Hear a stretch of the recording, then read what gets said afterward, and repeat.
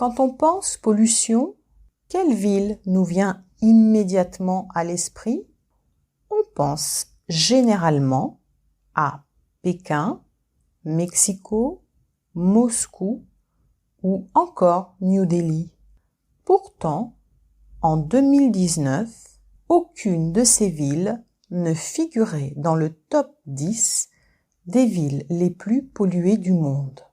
Non, cette ville est plutôt réputée pour ses nombreux sites touristiques tels que ses parcs, ses temples hindous à l'architecture magnifique, ou bien connue également pour son industrie de cuir et de ses chaussures.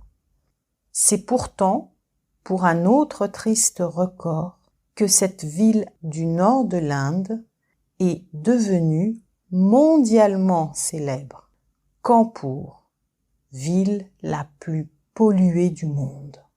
Imaginez de vivre dans un épais brouillard de pollution qui vous empêche de voir à plus de 20 mètres.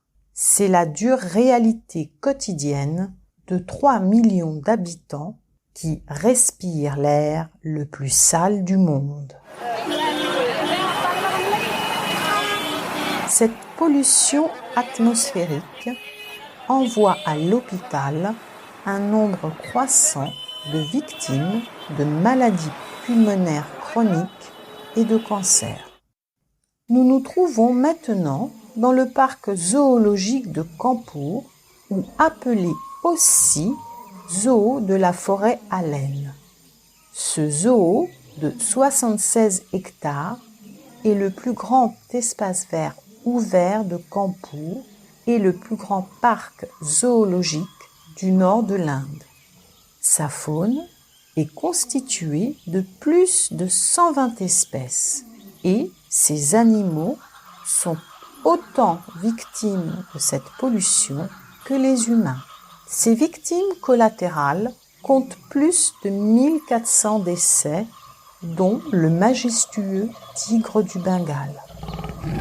En effet, d'après les autopsies réalisées, tous ces animaux sont morts de pollution, les poumons remplis de poussière et de carbone.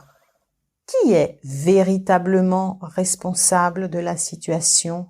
Selon les diverses études locales et nationales, la circulation automobile, due aux embouteillages incessants, et le climat humide de l'Uttar Pradesh en sont les deux causes majeures. À cette pollution de l'air s'ajoutent les tanneries qui salissent l'eau du Gange, qui augmentent encore un peu plus le malheur de la population locale. Le gouvernement a commencé à réagir sous la pression de l'opinion publique. Il planifie la construction de nouvelles routes, le développement du réseau ferroviaire et enfin soutient l'investissement des entreprises de transport qui utilisent des batteries électriques. Il est également question de planter des arbres le long des routes, capables d'absorber de grandes quantités de polluants gazeux. Espérons que toutes ces décisions ne restent pas des promesses en l'air et évitent à Kanpur de s'asphyxier pour toujours.